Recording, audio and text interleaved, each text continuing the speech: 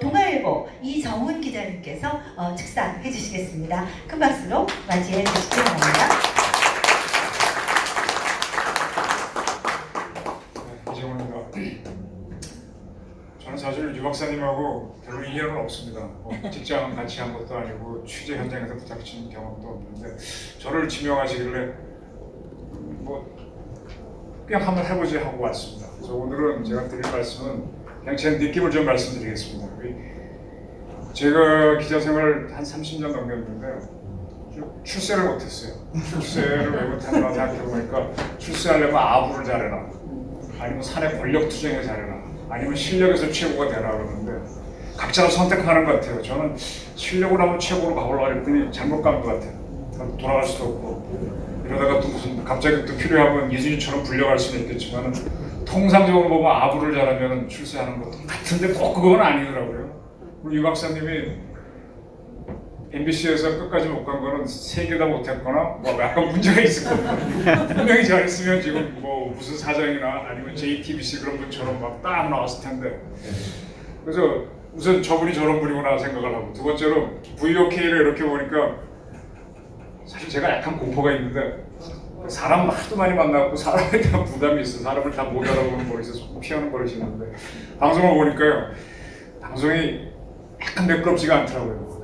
저분이 수리하게 나갔으면 MBC에서 어떻게든 떴을 텐데 저런 문제가 있구나. 근데 이제 돌이켜보니까 옛날에 그 프로 하실 때는 상당히 어태커였어요. 그거는 돼요. 최성호 씨도 그런 건 되는 것 같던데.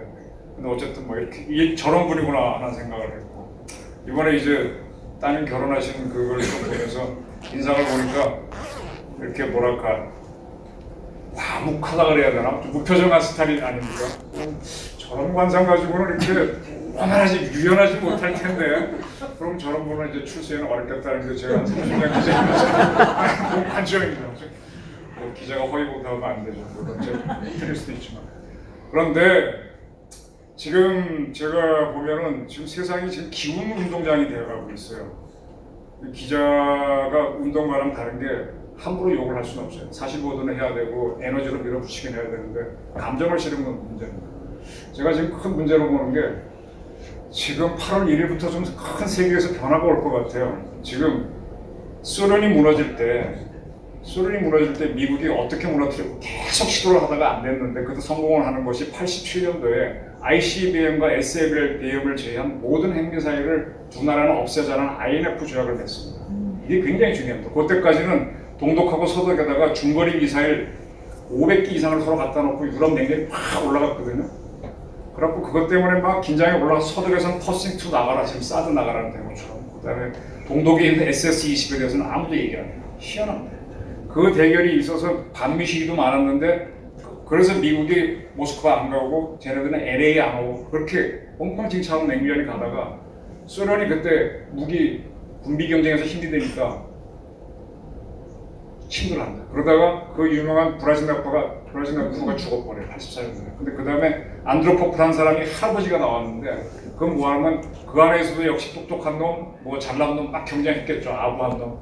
그 제일 결정이 안 나니까 나이 많은 사람 시켰다가 오래 못 살려 죽었어. 그 다음에 또 누구더라? 체르멘코인가 시켰다가 1년 만에 죽고, 그 다음에 이제 고르바초프가 딱 등장합니다. 실세가 나온 거죠. 그러니까 자기가 보니까 이게 소련을 견딜 수가 없으니까 미국하고 경쟁해서. 그래서 모든 미사일 없애자 딱 제기를 합니다. 그걸 처음에 미국이 안 받다가 받으면서 87년도에 합의가 되니까 갑자기 대탄트 평화가 왔다 그래서 88 올림픽이 대성공하는 겁니다. 대성공하면서 서울에 올림픽 하는 걸 갖다가 동유럽이 다 방송이 됐죠. 그거 보니까 전쟁 치른 나라가 이렇게 잘 살아? 라고 하면서 데모가 일어나면서 동유럽이 붕괴됩니다. 붕괴시킵니다. 그때 이제 미국이 뭐라는가 하면 그렇게 중거리 이하 핵전력은 다 포기하고 나서는 지금의 MD의 전신인 SDI라고 그러네. 그 전략, MD의 전신을 시작합니다. 이건 별도잖아요. 소련이 못 따라가는 거예요. 그러니까 이제 그거 이것저것 안 되니까 무너져 버리는 겁니다. 근데 지금 그 INF 조약을 지난 2월 1일 날 폼페이오가 국무장관 그 친구가 파기하겠다고 선언을 했습니다. 6개월 후인 8월 1일 날 정식으로 파기됩니다. 그러면 소련이 러시아죠. 미국은 단거리 미사일, 핵미사일을 만들 수 있고 이걸 만들면은 바로 배나 항공기에 싣고 중국 근처에 바짝 갖다 수 있어요. 지금까지는 핵미사일 없는 토마호크나 순항미사일만 들고 지금까지 왔었거든요. ICBM, 밀리트맨으로 쏠 수만 있어요. 근데 중국이 지금까지 왜 이렇게 컸는가 하면 경제력도 성장했지만 그거 가지고 뭐 했는가 하면은 쟤네들은 미국 때려봐야 큰 실익이 없어요. 바로 옆에 있는 똘마니들 빼야 형님하고 수그릴 거 아닙니까? 바로 일본, 한국, 베트남, 소련, 인도 이것 때 있는 중거리 핵미사일을 왕창 갖고 있습니다. 그 중에 하나가 동풍 21이라는. 그래서 그게 날아가는 거리까지가 여러분 잘 아시는 바로 도련입니다. 그 도련 안에 동해가 있기 때문에 동해 앞바다로 울릉도 앞바다로 중국 군함이 올라가는 거예요. 우리가 때리면 서울 박살낸다는 거죠. 이렇게 해놓고 이제 이거 컨트롤 하는데 미국이 도저히 안 되겠으니까 이거 폐기하고 우리도 무장한다라고 합니다. 이렇게 되면은 미중 간에 중거리 핵전력 경쟁이 붙으면 아마 경제 규모로 보면 중국이 못 따라갈 겁니다. 그러면 또 어떠한 변화, 그 다음에 또 미국이 지금 MD까지 하고 있거든요. 중국이 쏴도. 그러니까 뭐 북한 핀대로 해. 그 다음에 그 MD의 일부를 사드를 한국에 배치했잖아요. 이때 반대를 한 놈이 누구예요? 놈. 중국 놈이에요. 그리고 거기에 찬동하는 이상한 사람들. 그래서 지금 이제 시진핑이가 북한에 갔는데 제가 역사 공부를 해보니까는 중국은 북한을 어떻게 보는 거거든요. 고조선의 수도가 평양이죠. 고구려 수도 평양이죠. 평양은 지금 이북에 있죠. 근데 고조선이 세 개가 있다 그래요. 단군조선이 있다 그러는데 중국 역사 기록에는 하나도 없습니다. 기자조선은 있어요. 기자가 어느 나라 사람입니까? 중국 사람이라고 그러잖아요. 기자, 중국에서 왔다 그러잖아요. 기자조선이니까 평양은 자기네 땅이라는 거예요. 그걸 뒤집어 엎은 게 위만이죠. 위만도 어느 나라 사람입니까? 중국 땅이라는 거예요. 그걸 다시 걔네들이 까볼 때 한 무제가 딱 때려서 먹고 난 다음에 뭘 만들었어요? 낙랑군, 현도군, 한사군 만들었죠. 누구 땅이에요? 자기 땅이라는 거예요. 근데 고구려라고는 이상한 놈이 나와갖고 한 600년 동안 거기를 갖고 있었는데 그거를 당태종의 아들인 당고종이 들어가서 박살내고 안동도구 만들었다. 지금 계속 베이징에서는 안동도구 얘기입니다. 뭐 영토를 확실히 만들었고 그 이후에 고려 때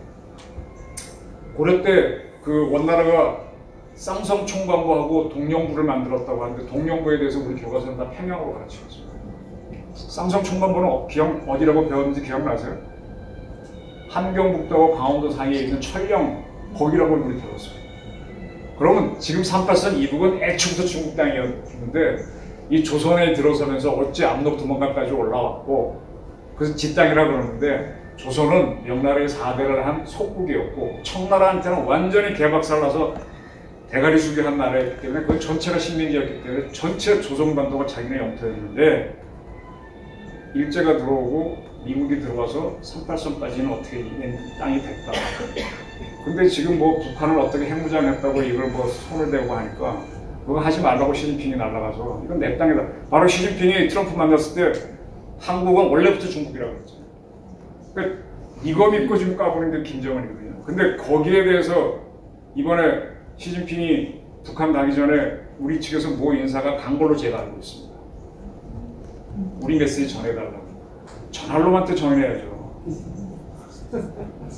뭐가 엉망진창이에요. 이게 기후운동이 아니고 지금 북한에서 삼척항으로 배 한 척 들어왔죠. 이거 지금 우리 군이 경계 실패했다고 지금 난리치고 있죠. 어제 그 대통령이 나오고 총리 나오고 장관 사과하면서 나는 아무리 봐도 아니 경계 제대로 했어요.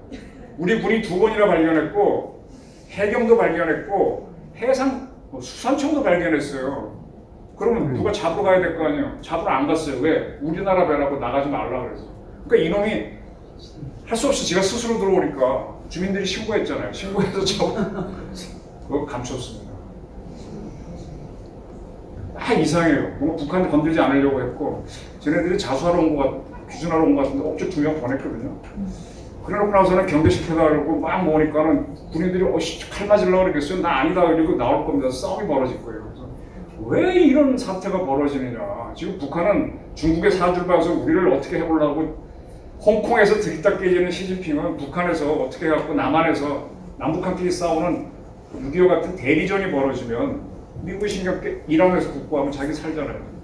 이런 큰 게임 드는 것 같은데 난 이 정부 외교 좀 답답해 미치겠어요. 그래서 이러한 일들이 벌어지고 있는데 물론 저는 이런 걸 표현하는데 좀 상당히 좀 감춰놓고 표현을 합니다. 기사를 어렵게 내보내고 있는데 이렇게 기후동력을 만들고 한국이 잘못된 방향으로 가는데 이거를 기존 언론들이 우선 지금 조선일보 잘하고 있고 뭐 동아노조도 하고 하는데 나머지 언론 방송들이 지금 안 하고 있단 말입니다. 그래서 이제 할 수 없습니다. 유정현 유 박사님처럼 저런 어눌한 선배들이 나와서 이걸 얘기해야 돼. 그거를 하기 위해서 이렇게 출세도 못하고 이 어떤 분노의 힘으로 갖고 있으신 그 에너지로 이걸 전달하시면서 뭐가 잘못됐다는 거를 지금 보니까 방송에서도 그렇고 대부분 대세는 유튜브로 옮겨오는 것 같아요.